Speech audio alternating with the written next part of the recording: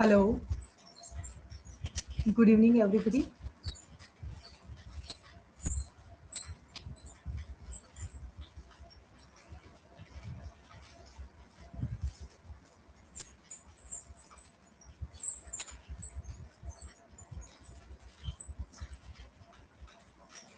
આજથી આપણે BCom sem 5 ના ધંધા બીકોમ સેમ 5 નું કોર્પોરેટ એકાઉન્ટિંગનો જે સબ્જેક્ટ છે કંપની લક્ષી હિસાબી પદ્ધતિ એની શરૂઆત કરીએ છીએ.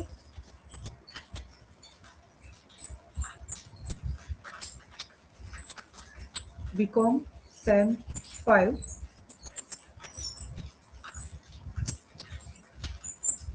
Corporate account. ઓકે, અને એમાં આજે શરૂઆત કરીએ છીએ સૌથી પહેલા યુનિટ નંબર 1 ની, જેનું નામ છે કંપનીના વાર્ષિક હિસાબો. યુનિટ નંબર 1,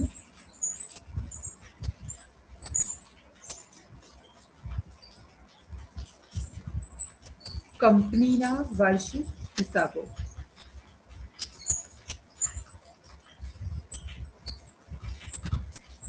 ઓકે, તો આજથી આ યુનિટની શરૂઆત કરીએ. નવો સબ્જેક્ટ છે. ઓલરેડી આપણે જે અગાઉ જે વિષય ભણ્યા મેનેજમેન્ટ એકાઉન્ટિંગ, એમાં 2 યુનિટ કમ્પ્લીટ કરી દીધા છે અને 2 યુનિટ કોર્પોરેટમાં પણ આપણે પૂરા કરવા પડશે ઇન્ટરનલ એક્ઝામની પહેલા.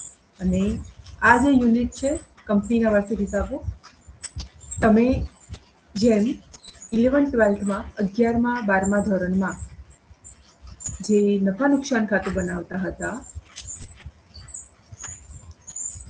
બીજું વાર્ષિક હિસાબોમાં બીજું શું આવે? પાકું સરવૈયું.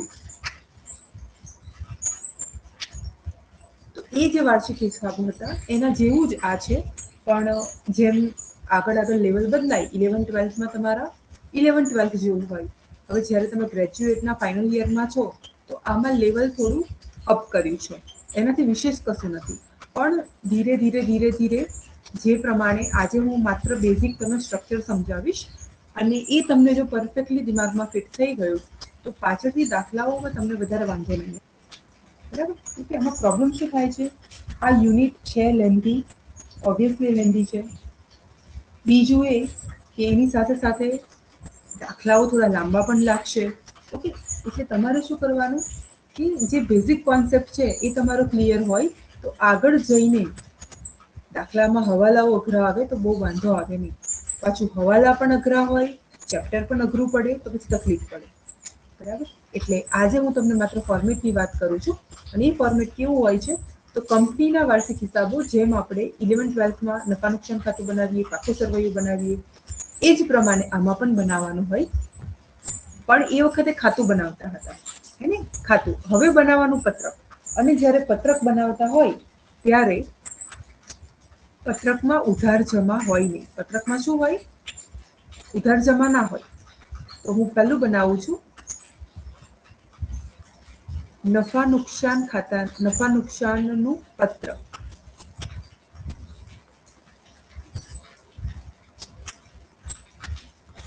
નમૂનાનું, કે તમારે દાખલાઓમાં નફા નુકસાનનું પત્રકનું ફોર્મેટ કેવું છે તે. બરાબર? એક કોલમ વિગતનું બનાવવાનું રહેશે અને બીજા 2 કોલમ રકમના. લગભગ તમારે એક પેજનું કમ્પલસરીમાં, ભલે ને તમને દાખલામાં જે કીધું હોય, એક પેજનું કમ્પલસરીમાં નફા નુકસાન ખાતું બનાવવાનું. અહીંયા હું તમને લખીને આપું છું. એક પેજ ડાબી બાજુ તમારે લેફ્ટ સાઈડ બનાવી દેવાનું ચોપડામાં, અને એની નીચે એટલે કે બાજુવાળા પેજ પર તમારે બનાવવાનું રહેશે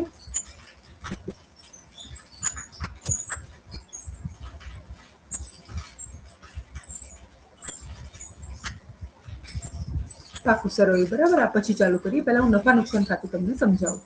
વિગત, રકમ, રકમ.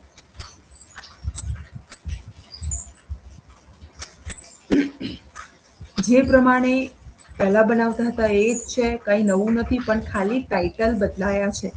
શરૂઆત કરું. નંબર 1. અહીંયા રોમન આંકડાઓ લખવાના હોય. તમે સાદો 1, 2, 3 લખો તો પણ ચાલે. બરાબર? આ I નથી, આ 1 છે. પહેલા લખવાનું કામગીરીની આવકો, બરાબર, એના રૂપિયા આ કોલમમાં લખવાના. હવે કામગીરીની આવકોમાં આવે શું? તો કામગીરીની આવકોમાં આપણે વેચાણ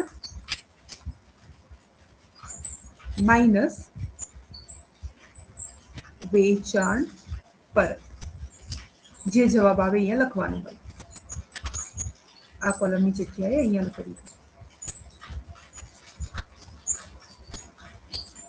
નંબર 2, બીજા નંબર પર અન્ય આવકો. એટલે પહેલા જેટલી પણ આવકો હોય એ બધી આવકોને ગણી લેવાની. તો અન્ય આવકોમાં ઘણી બધી આવકો આવે છે, એનું લિસ્ટ હું તમને પછી આપીશ. એ બધી આવકો અહીંયા મૂકવાની, બરાબર. હવે આ બંનેનું ટોટલ કરીને ક્યાં મૂકવાનું? આ બાજુ, અહીંયા. એટલે આને કહેવાશે શું? કુલ આવક. શું કહેવાય? કુલ આવકો. 3 નંબરમાં શું મળશે આપણને? કુલ આવકો મળશે. Clear? Yes or no? Yes. Okay. હવે નંબર 4, આવકો હોય. નફા નુકસાન ખાતામાં આપણે નફો શોધીએ ને, નફા નુકસાન ખાતામાં નફો શોધીએ. નફો કેવી રીતે મળે? આવકોમાંથી આપણે ખર્ચા બાદ કરી દેવાના તો નફો મળે. અને એ જ છે નફા નુકસાનનું પત્રક. આ પહેલી બધી આવકોનો સરવાળો કરીશું અને પછી આપણે બધા ખર્ચાઓ લઈશું. હવે તમને તો યાદ જ છે કે ખર્ચાઓ ઘણા બધા પ્રકારના હોય છે નફા નુકસાન ખાતા માટે. આપણે જ્યારે 11મા 12મા ધોરણમાં જ્યારે મેડમ મોડે કરવા માટે આવે તો નફા નુકસાન ખાતામાં જો કેટલા બધા ખર્ચા હોય. નાણાકીય ખર્ચા હોય, વેચાણ વિતરણના ખર્ચા હોય, વહીવટી ખર્ચા હોય, સંચાલનના ખર્ચા, બહુ બધા પ્રકારના હોય. એટલે તમારે અહીંયા લિસ્ટ બનાવવાનું છે અલગ અલગ ખર્ચાઓ. એમાં નંબર 1, માલ સામાનની ખરીદી.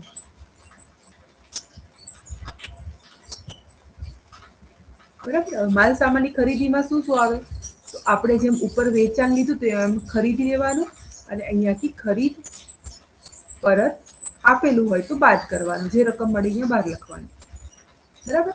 હવે નંબર 2, માલ સામાનની ખરીદી પછી સ્ટોકમાં ફેરફાર.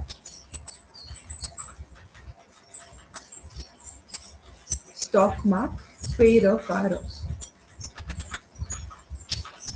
ક્લિયર? સ્ટોકમાં ફેરફાર એટલે શું? આપણી પાસે 2 પ્રકારના સ્ટોક હોય છે, તમને ખબર છે. એક શરૂઆતનો સ્ટોક અને આખરનો સ્ટોક હોય છે. તો સંખ્યામાંથી આપણે શરૂનો સ્ટોક શોધવાનો, આમાં મૂકવાનો, માઇનસ આખરનો સ્ટોક કરવાનો. એ બંનેનો જવાબ તમારો જે માઇનસમાં આવે તો માઇનસમાં હોય તો કૌંસમાં બતાવી દેવાનું. હવે એના પછી નંબર 2 પછી નંબર 3. નંબર 3માં કર્મચારી લાભના ખર્ચા. આ કર્મચારી લાભના ખર્ચામાં 4-5 ખર્ચાઓ હોય જેનું લિસ્ટ હું તમને પછી આપું. એટલે આપણે આ ફોર્મેટ જોઈ લઈએ. કર્મચારી લાભના ખર્ચા, એના પછી નાણાકીય ખર્ચા,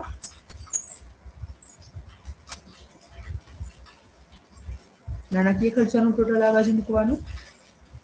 5મા નંબર પર ઘસારો અને માંડી વાળેલ જોગવાઈ. જે બધા માંડી વાળેલા ખર્ચા હોય ને એ બધા જ નું ટોટલ અહીંયા મૂકવાનું. આ 5 વસ્તુ તમારી થઈ. હવે હજુ કોઈ બાકી રહી જતા હોય તો એને અન્ય ખર્ચા એવું નામ આપી દેવાનું. જે ઉપરના કોઈ જગ્યાએ ના આવે એ અહીંયા મૂકવાનું. અને આ બધું જ પછી આ બધા ખર્ચાઓ જે થાય એનું ટોટલ ક્યાં મૂકવાનું? અહીંયા. અને આ રીતે તમારે ગણવાનું થશે નફો. બરાબર.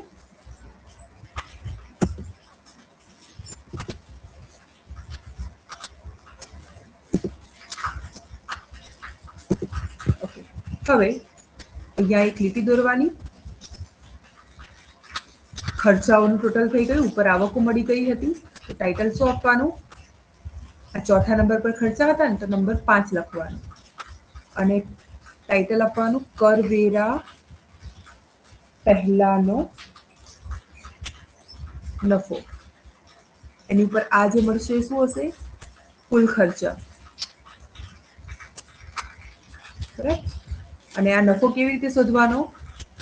નંબર 4 - 5 એટલે કેવું? ખર્ચાના સરવાળામાંથી આ એટલે કે ખર્ચા નહીં, પહેલા આવકો લેવાની. આવકોના ટોટલમાંથી ખર્ચાનું ટોટલ બાદ કરવાનું. તો અહીંયા તમને નફો મળશે.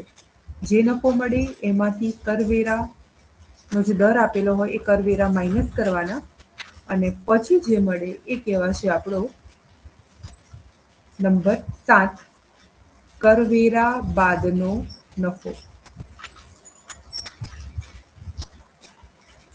જે આપણા દાખલા માટે આ જરૂરી હશે.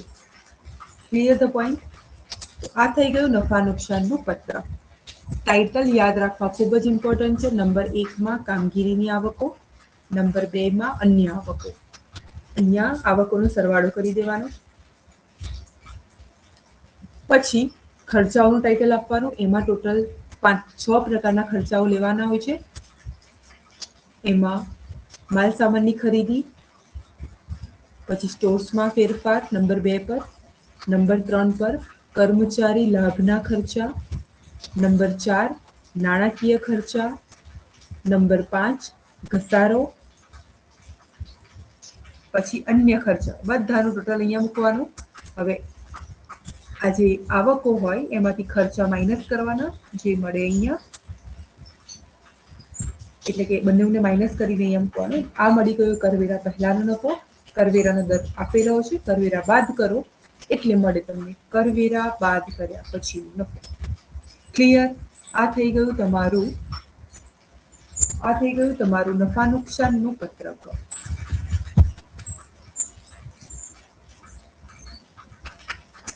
Get the point?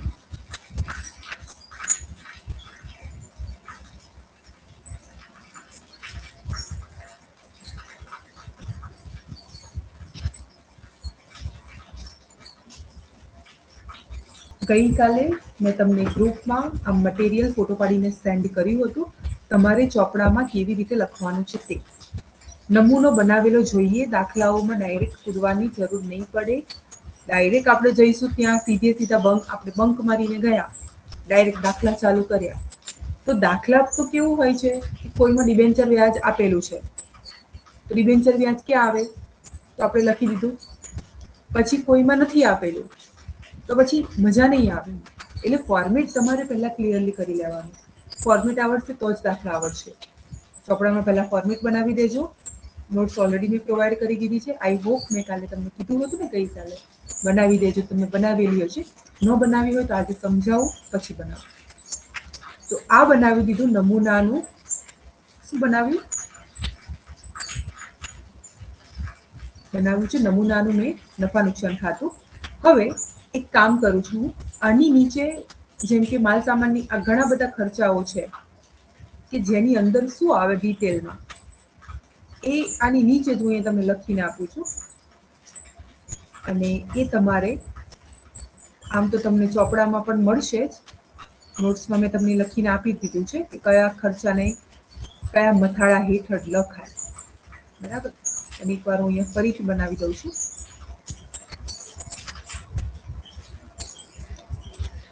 તો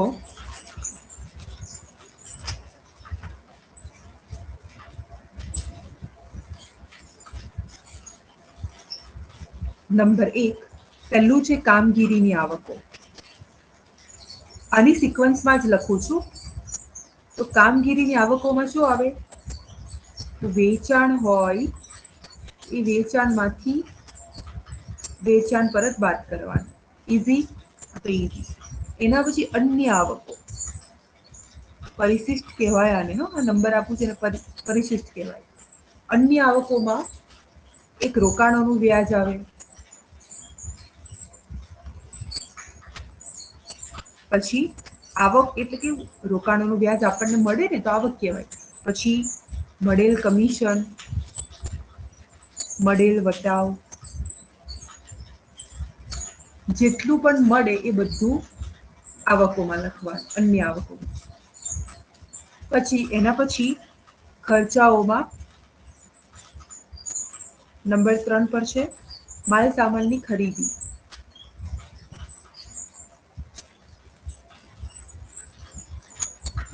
ટાઇટલ આપું છું અહીંયા. ત્રીજા નંબરનું ખર્ચાઓ. બરાબર. એમાં નંબર 1 માલ સામાનની ખરીદી. તો માલ સામાનની ખરીદીમાં શું શું લેવાનું આપણે? તો ખરીદી આપી હોય એ ખરીદીમાંથી ખરીદ પરત બાદ કરી દેવાનું. એના પછી નંબર 2 સ્ટોકમાં ફેરફાર. સ્ટોકમાં ફેરફારમાં શું હોય? શરૂનો સ્ટોક માઇનસ આખર સ્ટોક. સિક્વન્સ આ જ રાખવાની. શરૂનો સ્ટોક માઇનસ આખર સ્ટોક. નંબર 3 કર્મચારી લાભના ખર્ચા. કર્મચારીને આપણે એક્સ્ટ્રા બધો જે લાભ આપીએ ને કંપનીમાં, એ લાભના ખર્ચા, એ પણ કંપનીનો ખર્ચ કહેવાય. તો કર્મચારી લાભના ખર્ચામાં કેટલી વસ્તુઓ આવે? તો જે તમને એવું લાગે ને કે આ બેનિફિટ છે કર્મચારીને મળે એ, જેમ કે પગાર હોય, મજૂરી, આ બધું કર્મચારીને આપ્યું તો આ લાભ કહેવાય. પછી કર્મચારી ને બોનસ આપો છો તો એ કર્મચારી માટે લાભ છે પણ આપણા માટે ખર્ચ છે. પછી ડિરેક્ટરનું મહેનતાણું. એ એના માટે આપણા માટે કંપની માટે ખર્ચ કહેવાય ને, ડિરેક્ટરને મહેનતાણું આપીએ. પછી કર્મચારીના બીજા કલ્યાણના ખર્ચા હોય, કર્મચારી કલ્યાણ ખર્ચ. કલ્યાણ ખર્ચ એટલે કેવા કેવા? તો કર્મચારીનું ઘર ભાડું આપીએ આપણે, અને પછી ગ્રેજ્યુટી આપીએ. આ બધા જ એના લાભ કહેવાય. તો દરેક વસ્તુઓ આપણે કયા ટાઇટલમાં મૂકવાની? કર્મચારી લાભના. હવે ચોથા નંબર પર નાણાકીય ખર્ચા.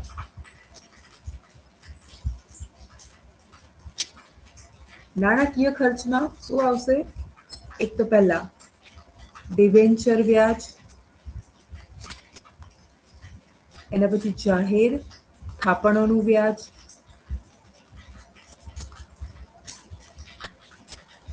પછી ટૂંકા ગાળાની લોનનું વ્યાજ,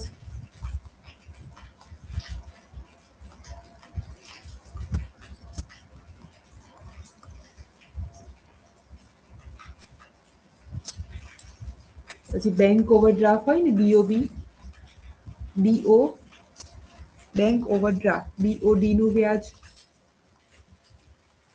બરાબર. તો આ બધું જ નાણાકીય ખર્ચમાં આવે. પાંચમા નંબર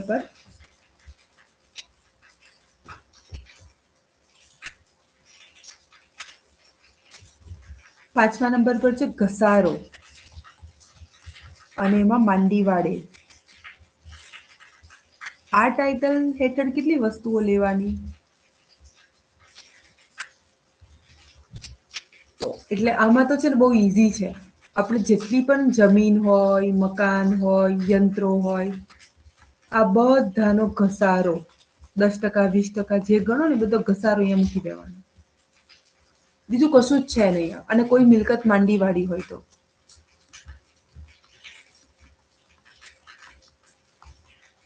આ બધું તમને કીધેલું જ હશે.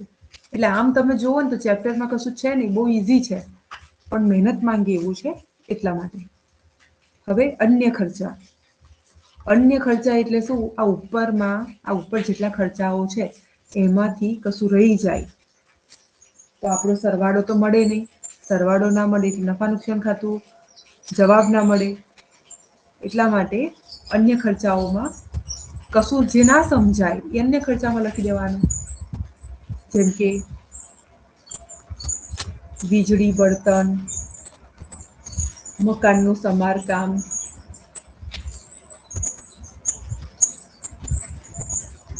ભાડું, કરવેરા, ડિરેક્ટરની ફી,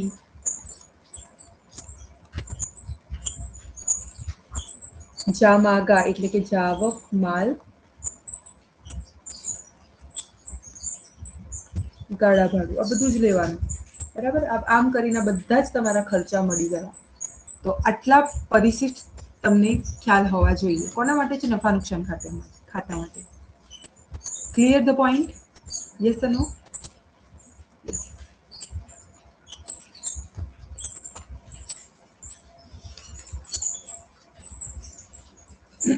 હવે તમને ખૂબ જ સરસ આમ ઇમ્પોર્ટન્ટ વાત કહું. એઝ અ ટીચર મારે આમ તો ન કહેવી જોઈએ, કેમ કે પછી તમને એવી આદત પડી જશે કે શોર્ટ ટ્રીકની. પણ જો બેઝિક લોજિક વાપરી કે કોઈ ખર્ચ, કોઈ હવાલો તમે જોયો અને તમને એ ખબર પડી ગઈ કે આ આવકમાં આવશે અને ખર્ચમાં આવશે. માનો કે તમને વાંચીને ખબર પડે, જેમ કે અગાઉથી એક એક્ઝામ્પલ આપું છું. અગાઉથી ચૂકવેલ ભાડું. આ અગાઉથી ચૂકવેલ ભાડું એ શું કહેવાશે?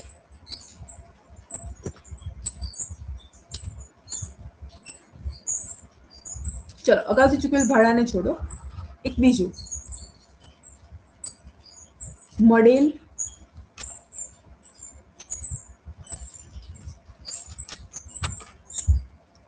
દલાલી. ચલો, આ મળેલ દલાલી આવક કહેવાય કે ખર્ચ? આપણે કોઈ પણ વસ્તુને પહેલા કાં તો આવક છે કાં તો ખર્ચ છે, બેમાંથી વેચો. હવે મળેલ દલાલી છે, મળેલ શબ્દ છે તો આવકમાં આવે. તો હવે હું એને આવકમાં અહીંયા અન્ય આવકોમાં લખી દઈશ. પણ જેમ કે કોઈ બીજો એવો વાત છે, જેમ કે સ્ટેશનરી ખર્ચ, કાં તો સ્ટેશનરીની ફી, આવું કંઈક આપેલું હોય.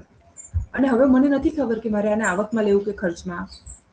તો એટલે માલસામાનની ખરીદીમાં આવશે, સ્ટોર્સમાં આવશે, કર્મચારી લાભમાં આવે, નાણાકીય ખર્ચમાં આવે. આ 5-6 માંથી ક્યાં આવે ખબર ના પડે. તો આપણને એવું તો ખબર પડે ને કે આ ખર્ચ કહેવાય. તો ગમે તે જગ્યાએ તમે મૂકશો ને, તો એનો જવાબ તમારો નફા નુકસાન ખાતાનો આવી જશે. પર્ટિક્યુલરલી તમે અહીંયા ના મૂકો, અહીંયા મૂકો, તો પણ ટોટલ થઈને 12 જ આવવાનું છે ને. અને આપણે તો આવકોમાંથી ખર્ચા બાદ કરવાના છે. એટલે તમારો જવાબ, કોઈ ખર્ચ તમારો આડો અવડો લખાઈ જાય છે તો પણ ચિંતા કરવાની જરૂર છે નહીં. પણ હા, ખર્ચને ખર્ચમાં જ લેવાનો, તો જ તમારો પાછો જવાબ પોસિબલ છે. બરાબર? એટલે આપણે શોર્ટ ટ્રિકનો ઉપયોગ કરીશું તો પણ એ વસ્તુને ધ્યાન રાખીશું કે આમ તો મોટાભાગે બધું જ આપણને ખબર પડે, પણ આ તો ના પડે ત્યારની વાત છે. બરાબર? તો હવે એના પછીના એની વાત કરું. પાકું સરવૈયું. તમારે મોટાભાગે પાકું સરવૈયું બનાવવાનું થાય છે. બરાબર? તો હવે પાકું સરવૈયું કેવું હોય? તો જેવું તમે અહીંયા લખું છું, ખાલી જગ્યા કંપનીનું ખાલી જગ્યા વર્ષનું પાકું સરવૈયું. બરાબર? આ નમૂનો બતાવું છું તમને કે નમૂનો કેવો હોય તો આવું હોય. વિગત, રકમ અને રકમ. હવે પાકું સરવૈયું, પાકા સરવૈયાની 2 બાજુઓ હોય, આપણને ખબર છે. મૂડી દેવા બાજુ અને મિલકતો બાજુ. આ બંનેનું ટોટલ કેવું થવું જોઈએ? સરખું. તો હું પાકા સરવૈયાને 2 ભાગમાં વહેંચી દઈશ. મૂડી દેવા અને મિલકત લેના. તો પહેલો જે પાર્ટ હોય એટલે રોમનમાં લખવાનું A. મૂડી દેવા એટલે આપણે એને ઇક્વિટી દેવા પણ નામ આપીએ છીએ. મૂડી એટલે ઇક્વિટી જ. તો તમે એને મૂડી દેવા લખો તો પણ ચાલે, ઇક્વિટી દેવા લખો તો પણ ચાલે. એટલે એક ભાગ લખું ઇક્વિટી દેવાનો અને પછી મારે અહીંયા થોડી લીટી એડ કરવી પડશે.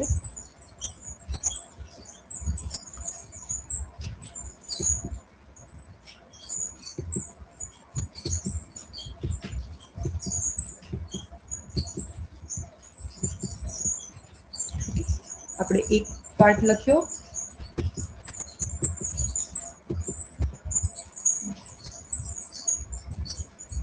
ચલો, હવે પહેલા આમાં જ બતાવી દઉં છું કે ઇક્વિટી દેવામાં યાદ છે આપણે કેવી રીતે બનાવીએ છીએ ઇક્વિટી દેવા? નંબર 1, શેર મૂડી લખીએ ને, કેમ કે પાકા સરવૈયામાં તમે જુઓ તો શેર મૂડીથી જ દાખલો ચાલુ થતો હોય. શેર મૂડી બંને લખવાની, ઇક્વિટી શેર મૂડી હોય અને પ્રેફરન્સ શેર મૂડી હોય.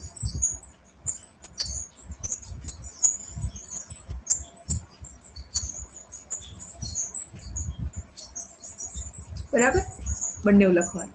હવે કોઈક વાર તમને કોઈ પણ શેર મૂડીના બાકીના હપ્તા આપેલા હશે, તો બાકીના હપ્તા માઇનસ કરવાના હોય અને તમને શેર જપ્તી આપેલી હોય તો એને પ્લસ કરવાની, પછી જે જવાબ આવે બહાર લખવાનો. બાકીના હપ્તા બાદ કરવાના, શેર જપ્તી હોય તો ઉમેરવાનું. પોઈન્ટ નંબર 2, અનામત અને વધારો. હવે આની નોંધ જે છે ને એ હું તમને ક્યાં કરીશ, નીચે ગણતરીમાં બતાવી દઈશ, એમાં શું આવે એને જવા દો. નંબર 3, બિન ચાલુ દેવા. હવે જો આપણે બે પ્રકારની વસ્તુઓ બાકી રહેશે, ચાલુ દેવા અને બિન ચાલુ દેવા. બંને ભેગા કરીને મિક્સ લખી દો તો પણ ચાલે. છેલ્લે તો થવાનો છે સરવાળો જ, બરાબર. પણ આ તો આમ તો એ રીતે માર્ક્સ ક્યારેય કપાય નહીં. તમારે અલગ અલગ લખવું કાંઈ એટલું બધું જરૂરી નથી હોતું. તમારો જવાબ મળવો જોઈએ, પણ આપણે શીખી લઈએ, શું વાંધો છે. એટલે બિન ચાલુ દેવા, બિન ચાલુ દેવામાં ખાલી જગ્યા ટકાના ડિબેન્ચર્સ આવશે. 10% ડિબેન્ચર, 12% જે કીધું હોય. પછી ડિપોઝિટ આવે, જાહેર થાપણો આવશે, એના પછી ડિબેન્ચર પરત પ્રીમિયમ. કોઈ પણ પ્રીમિયમ આવે યાદ રાખો દેવા બાજુ આવે. ડિબેન્ચર પરત પ્રીમિયમ પછી પ્રેફરન્સ પરત પ્રીમિયમ. પ્રેફરન્સ શેરનું જે હોય ને એ પરત પ્રીમિયમ. પછી પીએફ, પીએફ એટલે પ્રોવિડન્ટ ફંડ. એના પછી સ્ટાફ પેન્શન ફંડ. પછી ગ્રેજ્યુઇટી, કામદાર નફા ભાગ,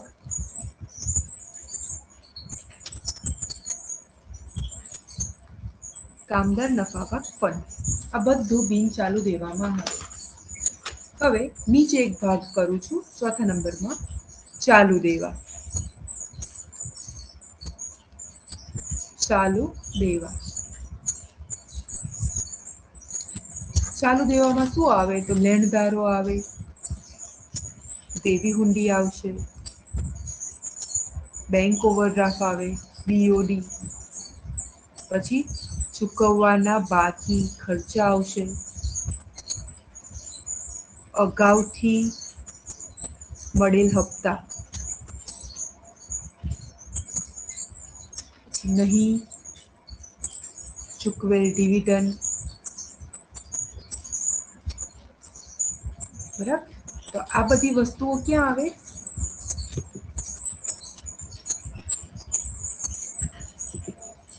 આ બધી નીચે આવશે.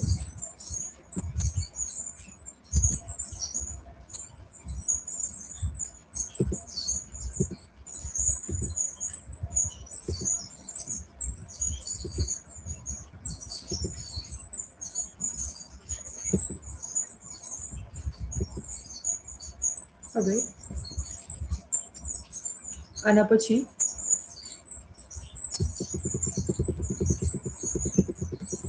અહીંયા તમારું ટોટલ થઈ જાય એટલે જે મળે તમારો પાકા સરવૈયાનો મૂડી દેવા બાજુનો જવાબ કહેવાય. જેટલો મૂડી દેવા બાજુનો થાય એટલો જ મિલકત લેણા બાજુનો થવો જોઈએ. કેમ કે બંને બાજુ આપણે શું કરવાનું હોય છે, સરભર કરવાનું હોય છે, રાઈટ. તો તમારા ચોપડાઓમાં તો સરસ મજાની લાઈન્સ હોય છે, એ તમારે આવો પ્રશ્ન નહીં થાય.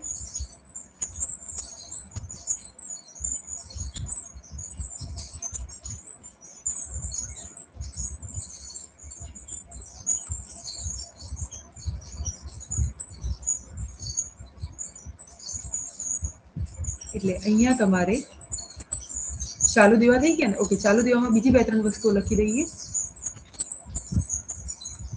કરવેરાની જોગવાઈ, પછી સૂચિત ડિવિડન્ડ, દેવાદાર વટાવ અનામત,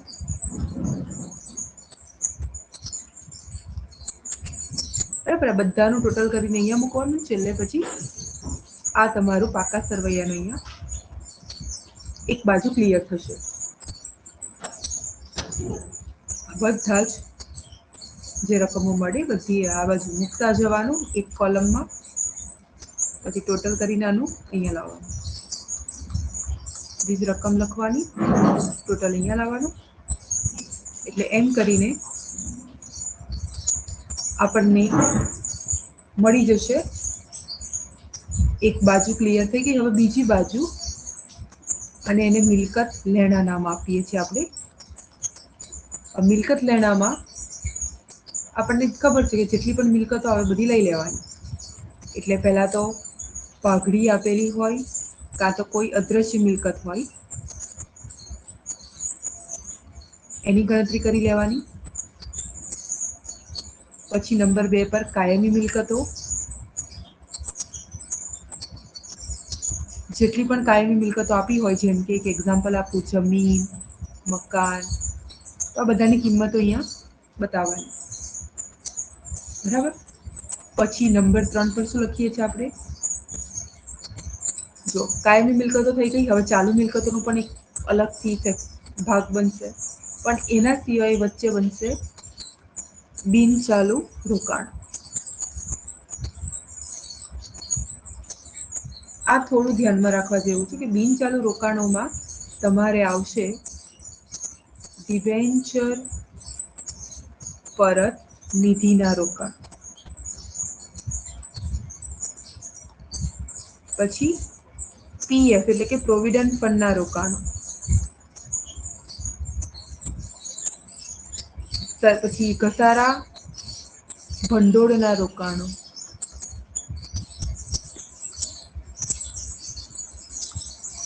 નંબર 4 સરકારી જામીનગીરીના રોકાણો, નંબર 5 ગૌણ કંપનીના શેર કાં તો ડિબેન્ચર જે આપ્યું હોય તે.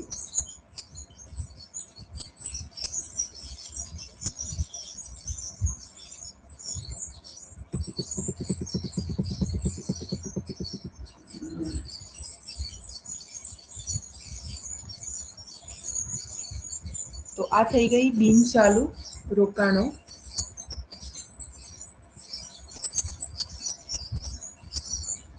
ક્લિયર? તો આ જે પત્યું એના પછી હવે બાકી શું રહેશે? બિન ચાલુ મિલકતો પછી ચાલુ મિલકતો. નંબર 4.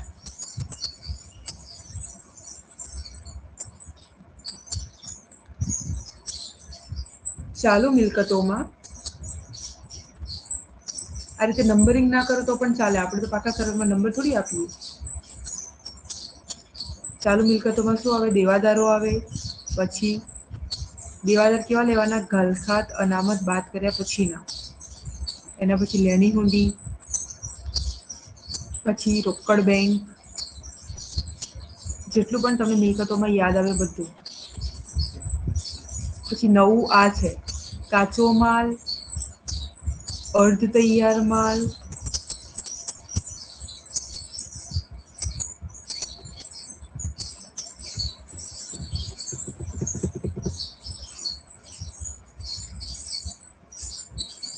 કાચો માલ, અર્ધ તૈયાર માલ, તૈયાર માલ,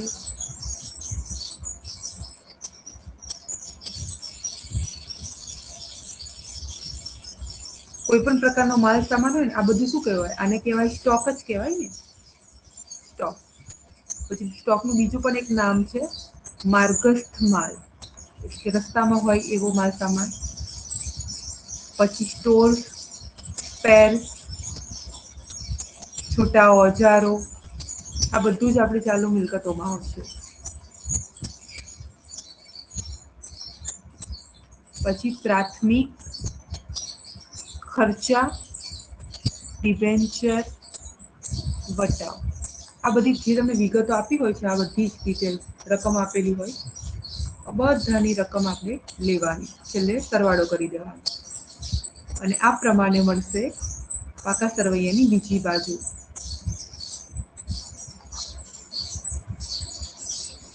આ બધું અહીંયા ટોટલ કરવાનું, છેલ્લે અહીંયા લઈ આવવાનું. તમે ડાયરેક્ટના બહારના ખાનામાં લખો તો થોડું કેવું ગણતરી વધારે મોટી થઈ જાય, એટલા માટે પહેલાં થોડા થોડા ગ્રુપમાં સરવાળા કરીને, જેમ કે ગ્રુપ વાઇઝ, જેમ કે શેર મૂડીનું આ બધું પ્લસ માઇનસ કરીને અહીંયા મૂકવાનું, પછી આ બાજુ લાવવાનું. આનામાં તને વધારો થોડો એના માટે અલગથી ટેબલ બનાવવાનું હોય છે, એ જ્યારે દાખલો બનાવીએ ત્યારે એમાં જોઈશું. પછી બિનચાલુ દેવા જે હોય એને આ રીતે ટેબલ બને, જે ટોટલ થાય એના બહારના કોલમમાં મૂકવાનું. ચાલુ દેવા જેટલા પણ થાય બધા ભેગા ગણી લેવાના, ટોટલ બહાર મૂકવાનું, કેમ કે આપણને ગણતરીમાં ઇઝી પડે. આ થઈ ગયું પાકા સરવૈયાનો નમૂનો. તમને જે કાલે PDF મોકલી હતી એવું જ છે, નવું વિશેષ કશું જ નથી. કાલે જે આપ્યું છે પૂરું ડિટેલમાં હતું અને અત્યારે મેં તમને યાદ રહે એટલા માટે સમજાવી દીધું છે. તો આ તમારે ચોપડામાં સરસ ડાયાગ્રામ બનાવીને આ રીતે ફોર્મેટ રેડી કરવાનું છે. પછી પાછળથી દાખલાઓ એની પાછળ ગણવાના. બરાબર? ક્લિયર? જો આ નહીં આવડે તો આગળ દાખલાઓમાં નહીં ખબર પડે એવું છે. કઈ વસ્તુની એન્ટ્રી ક્યાં આપવાની એ થોડું યાદ રાખવું પડશે તમારે. આમાં કોઈ સૂત્રો નથી, એટલે એ રીતે સારું છે કે આમાં સૂત્રો નથી. બરાબર? અને આ તમે ભણીને આવ્યા છો, તમને 2-3 દાખલા નવા હશે ને ત્યારે અઘરા લાગશે, પછી તમે થોડું જાતે કરશો, it's will be easy. Done? Clear હોય કન્ફર્મ કરો.